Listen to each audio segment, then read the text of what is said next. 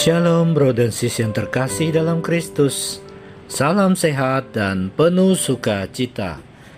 Berjumpa kembali bersama saya Bro Junmin dalam renungan harian pembawa sukacita Paroki Cilacap. Hari ini Senin 20 Juni 2022. Renungan diambil dari Injil Matius pasal 7 ayat 1-5 dalam perikop hal menghakimi. Dan ayat yang menjadi rema bagi saya ada pada ayat 1 dan 2. Dan dalam perenungan ini saya beri tema jangan menghakimi. Bro and sis yang terkasih, dalam khotbah di bukit Yesus bersabda, jangan kamu menghakimi, supaya kamu tidak dihakimi.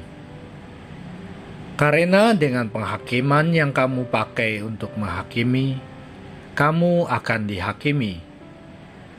Dan ukuran yang kamu pakai untuk mengukur, akan diukurkan kepadamu. Kelemahan kita sebagai manusia adalah selalu melihat kekurangan orang lain tanpa melihat diri sendiri. Kebiasaan menggosipkan orang lain sudah menjadi hal yang wajar dan biasa. Kita sudah tidak merasakan lagi bahwa perbuatan itu salah menurut sabda Tuhan hari ini. Yesus bersabda, keluarkan dahulu balok dari matamu, maka engkau akan melihat dengan jelas untuk mengeluarkan selumbar kayu itu dari mata saudaramu. Betapa susahnya kita membiasakan diri untuk tidak melihat hal negatif dari dalam diri sesama.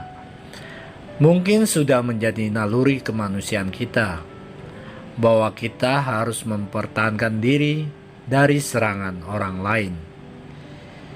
Hidup kita harus aman dan mencari kekuatan untuk tidak dikatakan negatif oleh orang lain. Maka kita sering iseng dan lupa diri. Kita sering melihat diri sendiri aman dan melihat sesama tidak aman dengan menunjukkan kesalahannya. Lalu, ukuran apa yang kita ingin Tuhan gunakan kepada kita? Maka kita harus menggunakan ukuran yang sama untuk orang lain, yaitu keadilan, belas kasihan, serta kemurahannya. Bro and sis yang terkasih,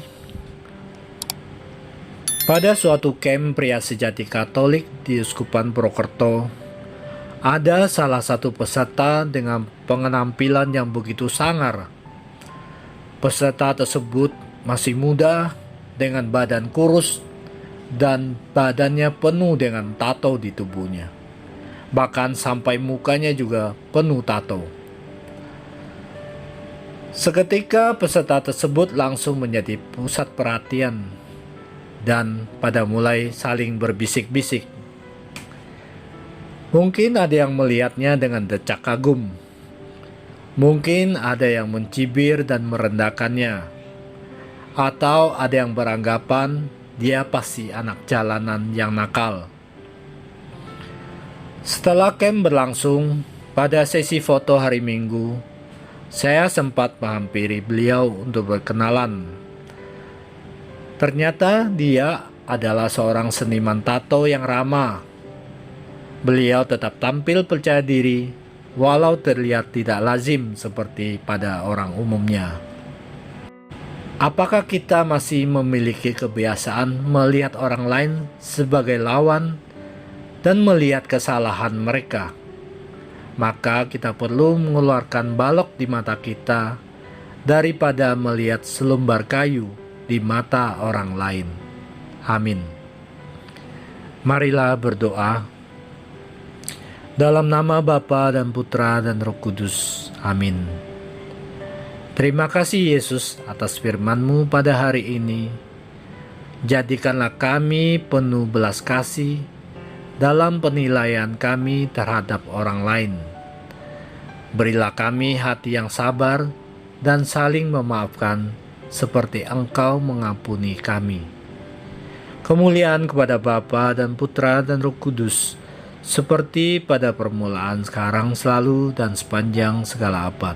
Amin. Dalam nama Bapa dan Putra dan Roh Kudus. Amin. Terima kasih. Salam sukacita, berkah dalam.